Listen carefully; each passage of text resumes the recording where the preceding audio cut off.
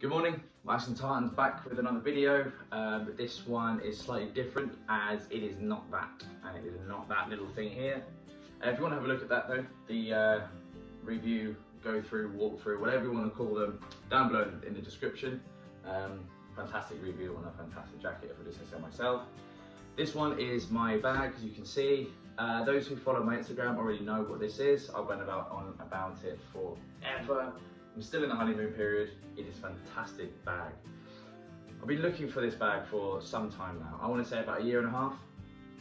In the grand scheme of things, that's not that much. Well, not that long, I suppose, but it is a long time looking on eBay, constantly scrolling, Facebook, Depop, Gumtree, eBay, anywhere I could find this bag. And a few of them have popped up, but there's no way ever I'm paying the price that people wanted them for, because I just wanted this for my archives. I wanted this to do a review on. I didn't think I'd actually use it as much. So, but anyway, here we are. So the bag in question is a 1970s game bag. That's what we think it's called. I can't find it anywhere on an archive or in a catalogue anywhere. I've been looking through my catalogues, I can't see them anywhere. So if anyone has that initial cutout from a magazine, send it to me. I'd love to see it and know what the exact name is. But anyway, here we are. So this is the bag in question.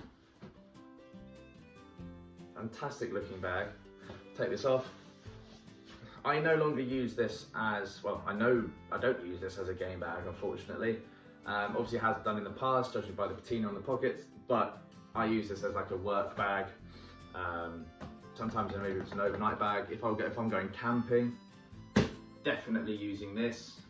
Not a weekend bag, so I've got my Bottega one for that, but definitely this is like a cool sort of London day bag in a way as well. You can just chuck a jacket in there, jumper, wallet, phone, everything in here because it's huge.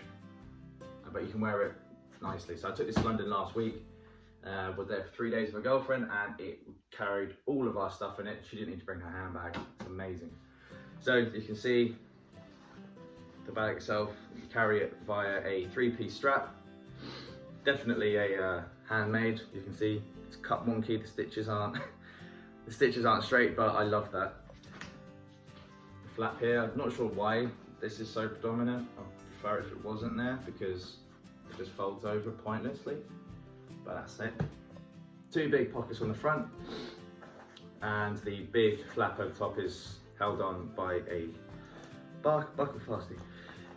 Excuse me, I'm sneezing so much today. If I open this up with one hand very, very elegantly. There we go. So, here it is. So inside, this is what I have in here currently, just because I was out the other day. iPad, sunglasses, blazer, and my Taquito sports jacket. As you can see, I look after this thing very well. And also a little cardigan. And it wasn't full. It was not full. So here it is. You can see inside the colour of it. The typical 70s Barbour green. The poppers on the front have 2 levels of tightness. I'm assuming so you can watertight it a bit more, fit a bit more in, but these things are big. I would say they are the same size as a Solway zipper on the front. Not as quite big as these, but definitely, as you can see, enough to put your hand in there. So 1 on each side. The lining is removable.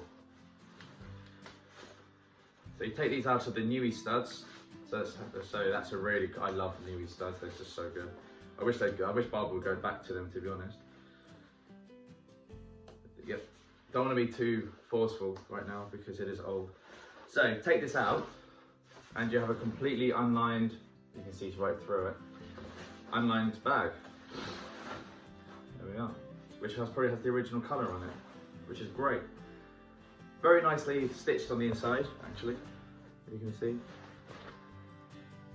Nice little details here. Very, very, very well made. I'll chuck that over there for a second. Here is the washable pouch. You can see the size. is massive, absolutely massive. It smells of a shed. I still need to wash this. I'm going to probably, I know I'm going to get some hate for this. I'm going to wash this bag and then re-wax it where it needs to be waxed. The whole thing is waxed. Strap, pockets, outer, inner, the whole thing is just waxed cotton, which is great. Trust me, it's great. But when you're wearing like a t-shirt, it rubs here, it's dirty, you get grease on you. Like my fingers are now greasy, and that's not something you should really, you know, have to put up with on a bag. Anyway, I know it's for a reason. I know why. Don't put in the comments that it's a game bag. It's a game meant to be waxed. I'm not going to use it as a game bag. If I was to use it as a game bag, then I would re-wax it properly, and then I would retire this for that, and then buy a new Barbour modern day bag. So I might get some soap and water on it, get it properly, you know, washed, and either leave it as a really light olive drab, as my sports jacket was, that was great, or I just wax the front, leave, or maybe if I could just take this off and then just unwax this in the back.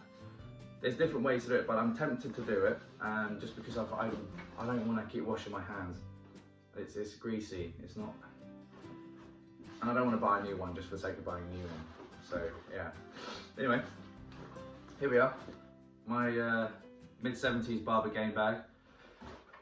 I think it's fantastic. Let me know if you have one, you know, below, and what do you think of it? And also, do you think I should get some soap and water on this, or chuck it in the washing machine, get rid of all the wax, purely for a practicality standpoint, not a purpose, you know.